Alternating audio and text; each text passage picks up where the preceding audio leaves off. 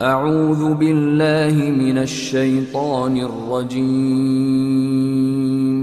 بسم اللہ الرحمن الرحیم۔ تو اللہ تعالیٰ نے انسان کو جسم اور روح کے ساتھ بنایا ہے، اور جسم کا تذکرہ اللہ نے تفصیل سے قرآن میں بیان کیا ہے، اور روح کے تعلق سے اللہ نے خاموشی اختیار کی ہے۔ روح کی تفصیل اللہ نے نہیں بیان فرمائی۔ روح آسمان سے آئی ہے، جسم مٹی سے بنا ہے۔ چونکہ جسم مٹی سے بنا ہے، اس کی جتنی ضروریات ہیں یہ مٹی سے پوری ہوتی ہیں، لیکن روح چونکہ آسمان سے آئی ہے، اس کی جتنی ضروریات ہیں وہ آسمان سے آئے ہوئے اعمال سے پورے ہوتے ہیں۔ اگر روح آدمی جسم کو غذا نہ دے تو جسم کمزور ہو جائے گا، روح کو غذا نہ دے تو روح کمزور ہو جائے گی۔ یہ دو الگ الگ چیزیں ہیں، ان دونوں کو غذا پہنچانا ضروری ہے کہ روح بھی مضبوط ہو، جسم بھی مضبوط ہو۔ اب روح کیسے مضبوط ہوگی؟ یہ روح کیا چیز ہے؟ تو ایک دفعہ کفار مکہ گئے یہودیوں کے پاس، یہ گئے، انہوں نے کہا بھائی ہمارے پاس جو مکہ میں جو نوجوان ہے جو نبوت کا دعویٰ کرتا ہے، ہم اس کو کیسے ٹیسٹ کریں کہ یہ نبی سچا ہے کہ جھوٹا ہے؟ انہوں نے کہا ان سے 3 سوال پوچھو اس نبی سے، کہ اگر وہ ان سے پہلا سوال پوچھو اصحاب کہف کون تھے، پھر دوسرا سوال پوچھو ذوالقرنین کون تھے، پھر تیسرا سوال پوچھو روح کیا ہے۔ وہ پہلے 2 سوالوں کا جواب دے دیں اور تیسرے سوال پر خاموشی اختیار کر لیں تو سمجھ لو کہ وہ نبی سچے ہیں۔ کہ اگر وہ تیسرے سوال کے اوپر بھی فلسفے بیان کرنا شروع کر دیں تو سمجھ لو کہ یہ نبی جھوٹے ہیں۔ تو وہ خوشی خوشی گھوڑے دوڑاتے ہوئے آئے، انہوں نے کہا یا محمد صلی اللہ علیہ وسلم، کہ ہمارے 3 سوال ہیں، اپنے کا پوچھو کہ اصحاب کہف کون تھے؟ تو اللہ تعالیٰ نے قرآن کا اتارا ان اصحاب الکہف والرقیم کانوا من آیاتنا عجبا اذ ابى الفتية الى الكهف فقالوا ربنا آتنا، یہ ساری کی ساری آیت اللہ نے اتاری اور اصحاب کہف کا تفصیلی قصہ اللہ نے اتارا۔ تو اللہ کے نبی صلی اللہ علیہ وسلم نے ان کو سنایا کہ اصحاب کہف یہ تھے، یہ ہوا یہ ہوا یہ ہوا۔ تو پھر انہوں نے کہا ذوالقرنین کون تھے؟ تو پھر اللہ تعالیٰ نے قرآن کو اتارا وَيَسْأَلُونَكَ عَنْ ذِي الْقَرْنَيْنِ قُلْ سَأَتْلُو عَلَيْكُمْ مِنْهُ ذِكْرًا إِنَّا مَكَّنَّا لَهُ فِي الْأَرْضِ وَآتَيْنَاهُ مِنْ كُلِّ شَيْءٍ سَبَبًا فَأَتْبَعَ سَبَبًا۔ یہ سارا تفصیل قصہ اللہ نے سنایا، تو اللہ کے نبی نے ان کو سنایا۔ پھر انہوں نے پوچھا کہ روح کیا ہے؟ روح کیا ہے؟ ابھی وہ انتظار میں کھڑے ہیں کہ اس پر بھی کوئی لمبا فلسفہ بیان فرمائیں گے۔ عجیب، اللہ تعالیٰ نے قرآن کو اتارا یسألونک عن الروح، اے نبی جی آپ سے پوچھتے ہیں کہ روح کیا ہے؟ قل الروح من امر ربی، قل الروح من امر ربی، کہ ان سے کہو کہ روح اللہ کا امر ہے، ایک اللہ کا حکم ہے، وہ امر ہے، وہ آتا ہے تو وہ پڑ جاتی ہے۔ وما اوتیتم من العلم الا قلیلا، ہم نے تمہیں بہت تھوڑا علم دیا ہوا ہے۔ کتنا مختصر جواب ہے، بس ایک لائن میں اللہ نے ختم کر دیا کہ روح اللہ کا امر ہے اور تمہیں تو علم ہم نے بہت تھوڑا دیا ہوا ہے۔ اس سے پہلے بھی میں نے ایک قصہ بیان کیا تھا کہ 2012 یا 2013 کا ذی الحجہ کا مہینہ تھا، حج ختم ہو چکا تھا، تو حج کے بعد حج کے ارکان وہ عرفہ کا دن ہو چکا تھا، یہ مینا کے ایام چل رہے تھے غالباً۔ تو اس وقت نا ایک پیشنٹ کو لایا گیا ہاسپٹل میں ہمارے پاس، وہ ترکی کا حاجی تھا، جوہری احمد اس کا نام تھا، آج نام بھی اس کا ذہن سے نہیں نکلا، تو جوہری احمد اس کا نام تھا، کوئی ایج اس کی اراؤنڈ 55 ایئرس تھی، 55 ایئرس، اچھا خاصا خوبصورت تگڑا سا پیشنٹ تھا۔ تو اس کو سیویئر چیسٹ پین اٹھا، تو اس کو لے کے آئے ہاسپٹل میں، تو اس کو ڈائگنوز کیا، اسکیننگ کی، تو اس کو ایورٹک انیورزم تھا۔ انیورزم کہتے ہیں یہ ایورٹا جو دل کے اوپر کی سب سے بڑی رگ ہے وہ ایسے سویل ہو گئی تھی، پھول گئی تھی اور پھٹنے کے قریب تھی۔ It's a very serious condition, any time that can burst up and patient can die any time. تو اس کی مثال آپ یوں سمجھے جیسے بلون، جو بچوں کو پھونکنے کا بلون ہے، اگر کسی وجہ سے اس کی کسی ایک پارٹ میں ویکنس رہ جائے تو وہ بلون کے اوپر ایک بلون جیسا آ جاتا ہے، وہ پتلا سا حصہ ہوتا ہے، اس کو اگر انگلی پہ لگا تو وہ پھٹ جاتا ہے، تو اس کو انیورزم کہتے ہیں، انیورزم۔ تو وہ ایورٹک انیورزم، ایورٹا کے اوپر انیورزم ہو گیا تھا، تو اس کو ایمرجنسی سرجری پلان کی گئی اور رات کے 12 بجے تقریباً اس کی سرجری شروع ہوئی۔ وہ سرجری میں وہ ایورٹا کو نکال دیتے ہیں اور بعض مرتبہ ایورٹک والو کے ساتھ، یا اگر ایورٹک والو اچھا ہے تو صرف ایورٹا آرٹیفیشل لگا کے چینج کرتے ہیں، دل کے اوپر کا پوری رگ چینج کرتے ہیں۔ It's a very big procedure, very lengthy procedure, some times it takes more than 12 hours, some times 8 hours, تو وہ it depends on the condition of the patient. تو اس کو رات بھر آپریٹ کرتے رہے، اس کو رات بھر آپریشن ہوتا رہا، تو صبح تقریباً 8:30-9 بجے کے قریب اس کی سرجری ختم ہوئی اور سارے اس کو چینج کر دیا، اور دل کی دھڑکن سب صحیح چل رہی ہے، بلڈ پریشر صحیح ہے، اس کا ہارٹ بیٹ وغیرہ سب صحیح چل رہا ہے۔ تو اس کے چیسٹ کو کلوز نہیں کیے، عام طور پر اس لیے کرتے ہیں کہ یہ جو اسٹرنم اوپن کیے ہوتے ہیں، جو نارمل سرجریز ہوتے ہیں اس میں تو کلوز کر دیتے ہیں، لیکن اس کو جس کو ایکسپیکٹڈ ہو شاید دوبارہ اس کو کچھ ضرورت پڑے سرجری کی، تو اس کو کھلا رکھ کے صرف اوپر سے ایک گلوس رکھ کے کلوز کر دیتے ہیں تاکہ فوراً ایمرجنسی میں اوپن کر سکیں. تو ایسا رکھ کے نا اس کو بیڈ پہ شفٹ کر رہے تھے، آپریٹنگ بیڈ سے آئی سی یو بیڈ پہ. تو جیسے اس کو شفٹ کیا تو ایک دم سے اس کی دل کی دھڑکن جو ہارٹ ریٹ تھا وہ نیچے جانا شروع ہو گیا، بلڈ پریشر اس کا نیچے جانا شروع ہو گیا اور بالکل اس کی کنڈیشن خراب ہونی شروع ہوئی. کبھی کیا ہوا، اس کو واپس شفٹ کرو. تو فوراً اس کو آپریٹنگ بیڈ پہ شفٹ کیا تو بالکل سب کچھ زیرو ہو گیا، heart rate zero, blood pressure zero, E C G ختم. سب ایک دوسرے کا چہرہ دیکھ لیا، اس کو ہوا کیا ہے. انستھیشیا والوں سے پوچھتے، وہ بھی کہتے ہیں ہمیں بھی نہیں پتا کیا ہوا، ہم نے تو کچھ کیا بھی نہیں، کچھ ایکسٹرا ڈرگ بھی نہیں دیا. تو بالکل سب صحیح چل رہا تھا. تو پھر اس کو فوراً ڈریپس کر کے نا پھر اس کو چیسٹ کو اوپن کیا تو دیکھا دل تو بالکل سویا ہوا ہے، خاموش، دھڑکنا بھول چکا ہے دل. تو وہ جو آپریٹنگ سرجن تھا ڈاکٹر مشال غندور، بہت نیک انسان ہے، سعودی کا one of the top cardiac surgeons ہے، وہ بھی آ گیا. تو چونکہ پوری رات کی محنت تھی تو اس کو شاک دیتے ہیں دل کو، وہ اس کو کہتے ہیں انٹرنل ڈی پی. اسپونس جیسے ہوتے ہیں وہ ڈائریکٹ دل پہ لگا کے باہر سے اس کو شاک دیتے ہیں. تو شاک دیتے تو وہ ایسے اچھلتا تھا اور پھر سو جاتا تھا، شاک دیتے تو پھر ایک بار دھڑکتا تھا پھر سو جاتا تھا.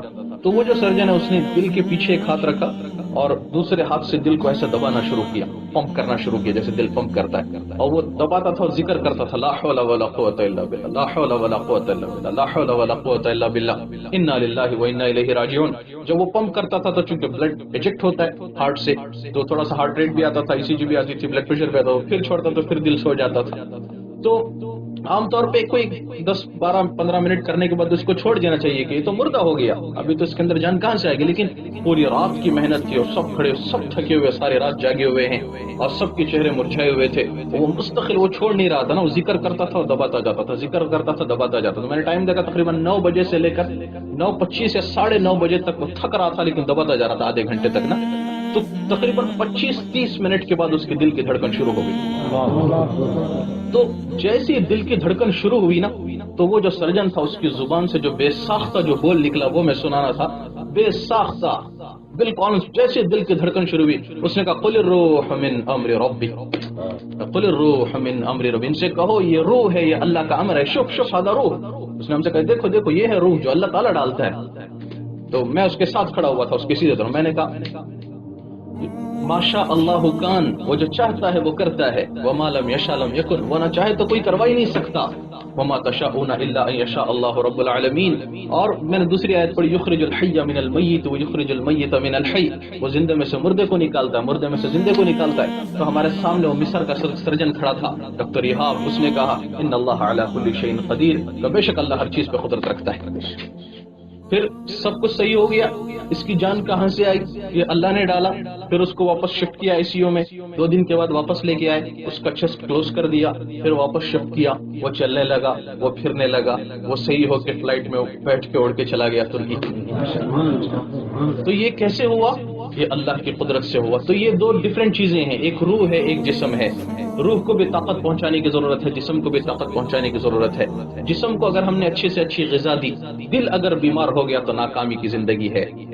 حضرت عبداللہ بن مسعود رضی اللہ تعالیٰ عنہ کا فرمان ہے لو صحت ابدامکم، اگر تمہارے بدن ہیلتھی ہو گئے، you took a very nutritious food, you took all the proteins, you went to gym, you made a very good body, very muscular, very masculine, very attractive، صحت مند جسم. لو صحت ابدامکم ومرضت قلوبکم، لیکن اگر دل تمہارے بیمار ہو گئے، لکنتم اہون علی اللہ من الجعلان، تو تم اللہ کی نظر میں گندگی کے کیڑوں سے بھی زیادہ حقیر ہو جاؤ. جسم مضبوط ہو گیا، دل بیمار ہو گیا. دل کی بیماری سے مراد یہاں کورونری ہارٹ ڈیزیز نہیں ہے، دل کی بیماری سے مراد والو کا پرابلم نہیں ہے. دل کی بیماری سے مراد دل کا اللہ کو نہ چاہنا، دل کا اللہ کے نبی صلی اللہ علیہ وسلم کی محبتوں سے خالی ہو جانا، سارے دل کی رگوں میں دنیا کی محبتوں کا بھر جانا. ساری رگوں میں کہیں کار کی محبت بیٹھی ہے، کہیں بنگلے کی، کہیں گاڑی کی، کہیں ریال کی، کہیں پیسے کی، مٹیریل، اٹھتے بیٹھتے جاگتے سوتے سب کچھ پورے دل کی رگیں بلاک ہو گئی دنیا کی محبت سے. تو یہ وہ بیماری جس کے بارے میں ہمارے اگر یہ دل بیمار ہو گیا تو پھر اللہ کی نظر میں اتنے حقیر ہو جاؤ گے. تو ہر بیماری کا کوئی ڈائگنوسس ہوتا ہے نا، جس سے پتہ لگتا ہے کہ بیماری ہے کہ نہیں ہے. ان کا احسان انہوں نے ڈائگنوسس بھی بتا دیا. فاطلب قلبك عند 3 مواطن، تیرا دل بیمار ہے کہ ٹھیک ہے 3 جگہ دیکھو. انہوں نے کہا 3 جگہ دیکھو. پہلی چیز عند سماع القرآن، دیکھو کہ تمہارا دل قرآن میں لگتا ہے کہ نہیں لگتا. قرآن پڑھنے میں، قرآن سننے میں، قرآن سیکھنے میں، قرآن سمجھنے میں تمہارا دل لگتا ہے کہ نہیں لگتا؟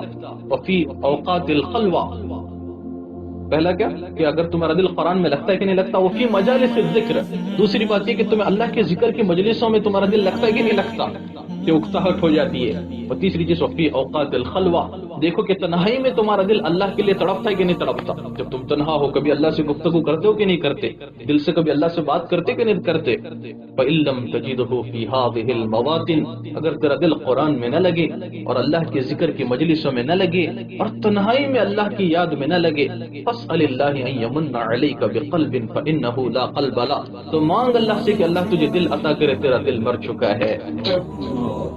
اس دل کا علاج کرانا ضروری ہے۔ حضرت حسن بصری رحمۃ اللہ علیہ کے پاس کچھ لوگ آئے، انہوں نے کہا حضرت دعا کیجئے، آپ درس دیتے ہیں، آپ کے درس کا ہمارے دل پہ اثر نہیں ہوتا، ایسے لگتا ہے جیسے ہمارے دل سو گئے، ایسے لگتا ہے جیسے ہمارے دل سو گئے۔ حسن بصری نے فرمایا یوں نہ کہو ہمارے دل سو گئے، یوں کہو ہمارے دل مو گئے، مر گئے۔ میں کہا حضرت دل بھی مر جاتے ہیں؟ کہا ہاں دل بھی مر جاتے ہیں۔ تو کہ یہ دل کو بنانے کی محنت ہے کہ دل جسم بھی بنے، روح بھی بنے، جیسے جسم پہ محنت ہے ایسے روح پہ محنت ہے۔